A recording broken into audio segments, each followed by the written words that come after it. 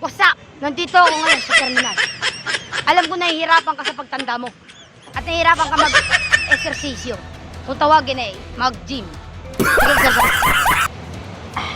Alam mo, kumakain ako ng fishball at cake. Pero di ako tumataba.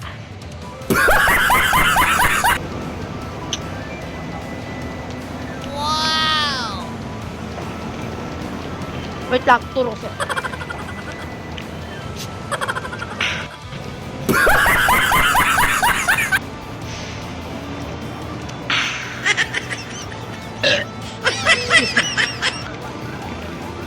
Ito lang yun. Kayo naman ay maraming pera. Mga nagtatrabaho sa Kalamba. Right. Isang bagay na ayaw mo sa sarili mo. Na lahat ng tao ay ayaw. Ang mga ganung tao. Nasa pagdadala na yan, pre. Ate.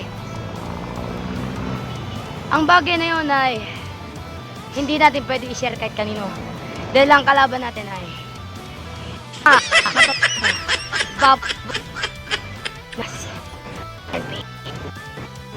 lagi tinutug at maganda. Ito lang. If you wanna be try. Can you do it? How? Muga ka. Hindi ba masala po? At kakasama yun. Dahil nasa sayo naman yun. Kung gagawin mo o hindi. Anyway. Pag hindi mo ginawa, ibig sabihin, ay talagang akala mo ay masama. Hindi po masama, parang kape lang. Pagka tinira mo ay mas malala, ay patay ang utak mo. Smoke Para kang weed every day. sa Marikina Bridge. Sorry, bridge. Yo. Tapos, ito pa. Pag ang iyong score ay advice lang to sa mga gusto beginner. Real talk to. Mag-dos-dos at 150 ka muna. Hanggang sumabot sa buwan at makikita mo resulta. Yung pagkagandang fat lalaki. Tapos, ito na, gagawin mo. Gumamit ka ng Smoke weed papaya. every day.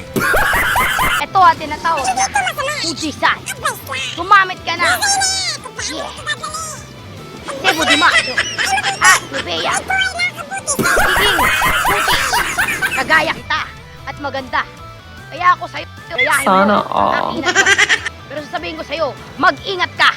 Mag-ingat ka sa batas. Smoke weed every day. Maraming salamat ulit sa pagpapit ko. At ito pa, huwag mong tatraydorin ang iba at huwag ka magiging asset-asset, kundi makikita ka na lang sa daan dyan, nakalutang ka na. At ikaw ay tinatawag na